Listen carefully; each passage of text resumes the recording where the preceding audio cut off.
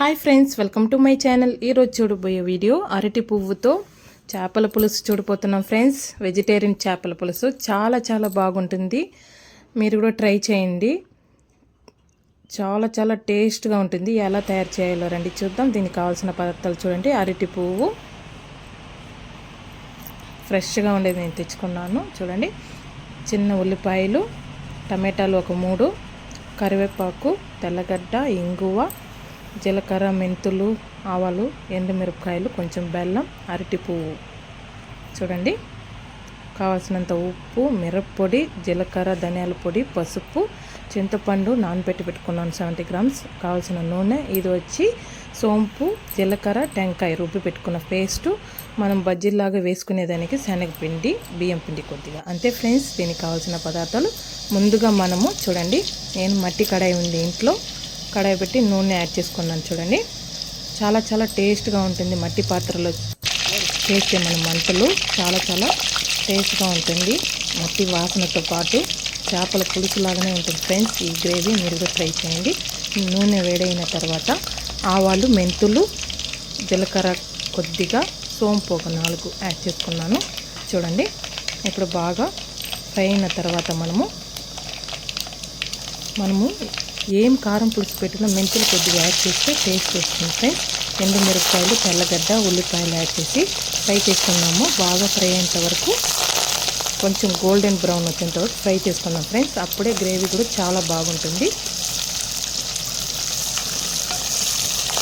ఉల్లిపాయలు ఇలాంటి మనం కారం పులుసు ఎక్కువగా పెట్టేటప్పుడు ఇలా యూజ్ చేస్తే, చిన్న ఉల్లిపాయలను యూజ్ చేస్తే చాలా టేస్ట్గా కూడా ఉంటుంది ఫ్రెండ్స్. హెల్త్ కూడా చాలా మంచిది చిన్న ఉల్లిపాయలు.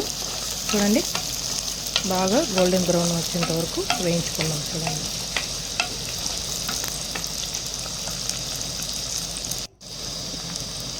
ఇప్పుడు బాగా ఫ్రై అయిపోయింది ఫ్రెండ్స్. టమాటోలు యాడ్ చేసి ఫ్రై చేసుకున్నాము. టమాటాలు తొందరగా బాయిల్ అవ్వాలంటే మనము ఉప్పు యాడ్ చేసి ఫ్రై చేసుకోవాలి ఫ్రెండ్స్. అప్పుడే తొందరగా బాయిల్ అయిపోతుంది.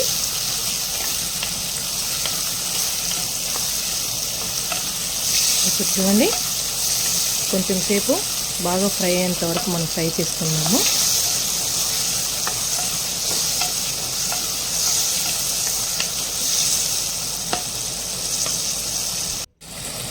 ఇప్పుడు ఇంగువ కొద్దిగా యాడ్ చేసుకున్నాము.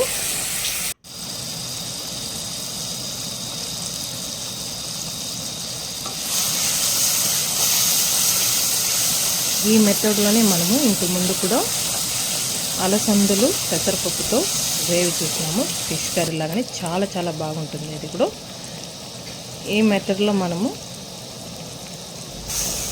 ఇంతకుముందు మనము చేపల పులుసు లాగానే అలసందలు, పెసరపప్పు లీవ్స్ మీద యూజ్ చేసి మనము స్టీమ్ చేసి ఉంటాం ఫ్రెండ్స్. చాలా చాలా బాగుంటుంది. అది కూడా లింక్ పెడతాను, ఒకసారి చూడండి. ఇప్పుడు మిరప్పొడి, పసుపు పొడి అంతా యాడ్ చేసి బాగా ఫ్రై అయిన తర్వాత చింతపండు గుజ్జు, మీకు పులుపు ఎక్కువగా కావాలంటే ఎక్కువగా చింతపండు యాడ్ చేసుకోండి, తక్కువగా కావాలంటే తక్కువగా యాడ్ చేసుకోండి. నీళ్ళు యాడ్ చేసి ఇప్పుడు బాగా బాయిల్ చేసుకుందాం ఫ్రెండ్స్. నీళ్ళు వచ్చి కొద్దిగా ఎక్కువగానే యాడ్ చేసుకుంటే మనము ఆ బజ్జీలాగా వేసి మనం దీంట్లో వేసేటప్పుడు అవి వచ్చి పీల్చుకొని చాలా బాగుంటుంది. చిక్కగా అయిపోతే అది గ్రేవీలాగా గట్టిగా అయిపోతుంది ఫ్రెండ్స్. ఇప్పుడు బెల్లం కూడా నేను యాడ్ చేసుకున్నాను కొద్దిగా. ఇప్పుడు మనము దీని మీద ఒక మూత పెట్టి పచ్చివాసన పోయేంత వరకు బాయిల్ చేసుకుందాము. చూడండి, అంత లోపల అరటి పువ్వు ఇలా క్లీన్ చేసుకొని మనము బజ్జీలాగా ప్రిపరేషన్ చేసుకుందాము. ఈ మెథడ్లో పచ్చని పప్పుతో రుబ్బుకొని మనం వడలకు రుబ్బుకునేటట్టే రుబ్బుకొని మనము సోంపు, ఎండుమిరపకాయలు, జీలకర్ర కూడా యాడ్ చేసి రుబ్బుకోవాలి ఫ్రెండ్స్.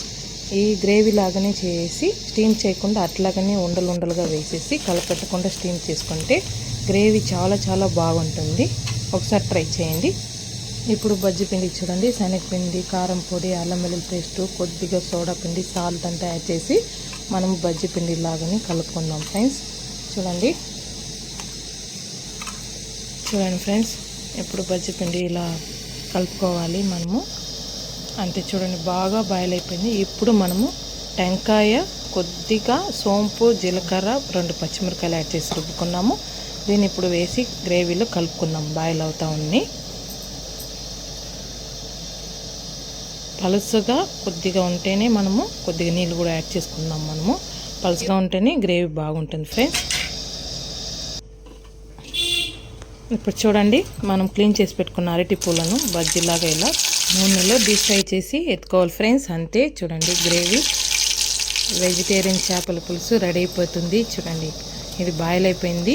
ఇది నేను స్టవ్ ఆఫ్ చేసేసి వేసుకోవాలి ఫ్రెండ్స్. మనం ఆఫ్ చేసినప్పుడు ఇది మట్టి పాత్ర కదా, వేడి ఉంటుంది, బాయిల్ అవుతూనే ఉంది. ఆఫ్ చేసి మనం కొంచెం సేపు గ్రేవీ ఆఫ్ చేసి వేడి వేడి బజ్జీలు దీంట్లో వేసుకుంటే ఆ గ్రేవీ అంతా బాగా పీల్చుకొని చాలా చాలా టేస్ట్గా ఉంటుంది, పుల్లగా.